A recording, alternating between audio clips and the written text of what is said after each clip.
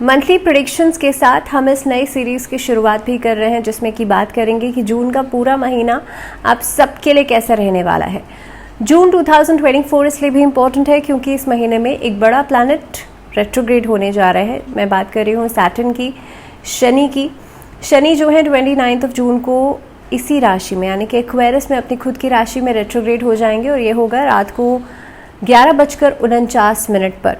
इसके अलावा और भी बहुत सारे ट्रांजिट्स हैं जो मई के लास्ट तक हो रहे हैं। उसके अलावा जून के फर्स्ट वीक में भी होंगे। जून के एक बहुत इंपॉर्टेंट इवेंट है जो जून में होने वाला है। ख़ास तौर पे प्लैनेटरी अलाइनमेंट जो है वो आपको देखने के लिए मिलेगा ऑन 3 जून। और ये बहुत एक ऐसा टाइम रहेगा जिसमें कि आप देख सकते हैं प्लैनेट्स को इस समय पर।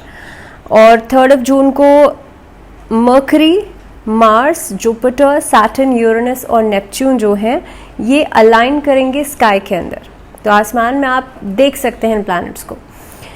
इसके बाद क्योंकि हम बात कर रहे हैं जून 2024 की, कैसा रहेगा आप सबके लिए महीना, ऑलरेडी जो ग्रह गोचर है वो तो हो ही चुका होगा। तो जून 1 की हम बात करें तो चार्ट कुछ इस तरह से आपको दिखेगा। जो जुपिटर है उसके साथ आप जानते हैं 1 मई को जुपिटर जो है वो वृषभ में आ चुके हैं, टॉरस में आ चुके हैं। और जुपिटर के साथ सूर्य भी वहीं पर रहेंगे, शुक्र भी वहीं पर रहेंगे और बुध भी वहीं पर रहेंगे। तो there is a conjunct here, Guru, Shukra, सूर्य और बुध का। अब सूर्य और बुध तो मिलकर के बुधादित्य योग बनाते हैं। और यहाँ पर एक और कंजंक्ट है जो इस बार बहुत इंपॉर्टेंट है, जो है मंगल राहु का, विच इज़ इन योर लग्न।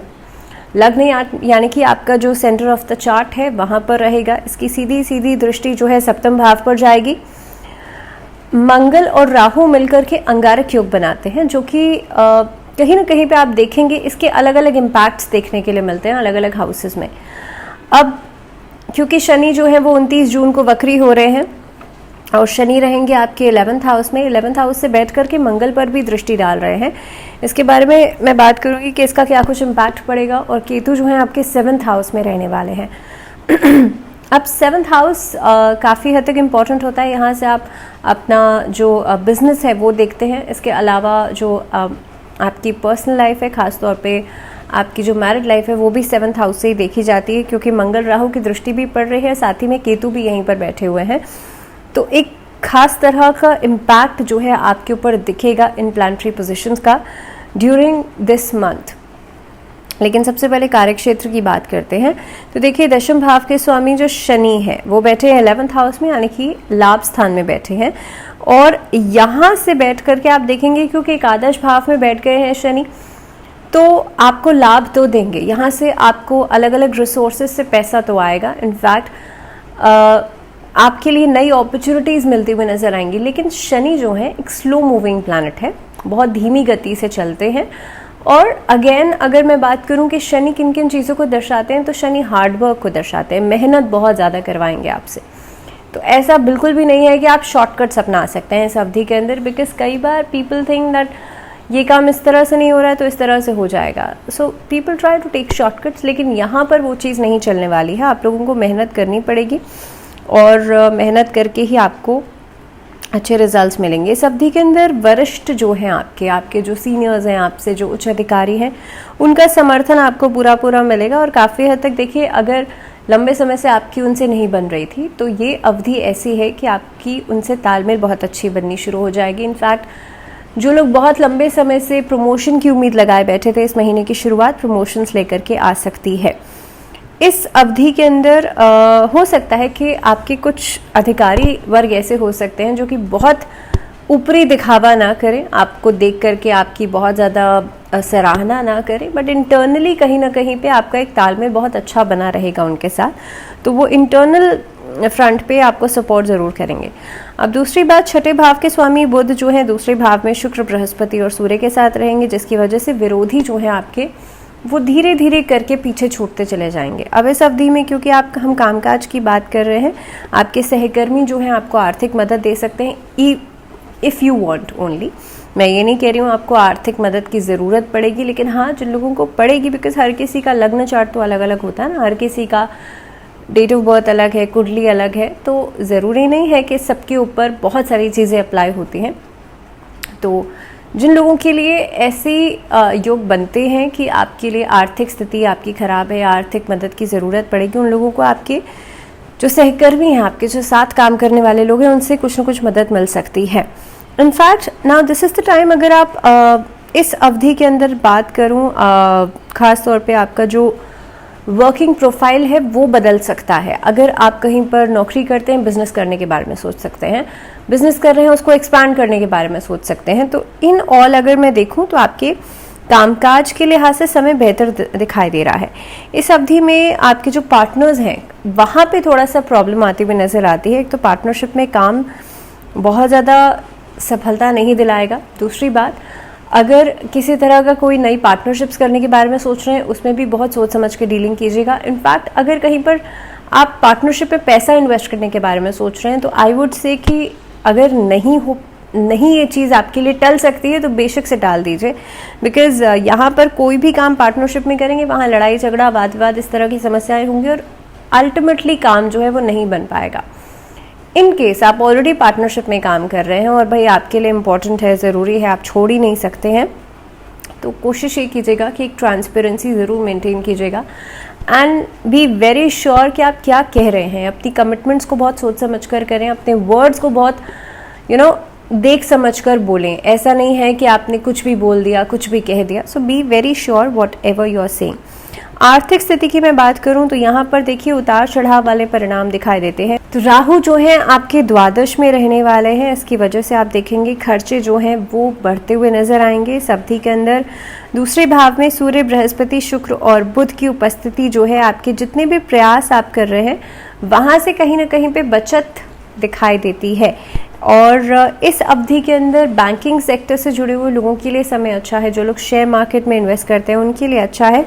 इस अवधि में आप जहां पर आप अपने काम को एक्सपैंड कर रहे हैं उसकी वजह से आपको लाभ हो सकता है। इनफैक्ट इस अवधि में आपके प्रमोशन से आपके लिए पैसे में, धन में वृद्धि होती हुई नजर आती है।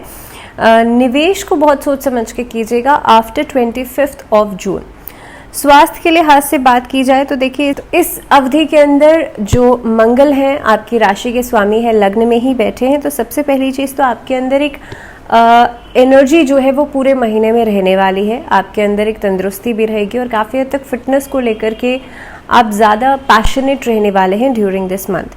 अब पहले भाव में मंगल और 11वें भाव में शनि की पूर्ण दृष्टि पड़ रही है। शुरुआत में सूर्य, बृहस्पति, बुध और शुक्र आपके दूसरे भाव में, केतु छठे भाव में।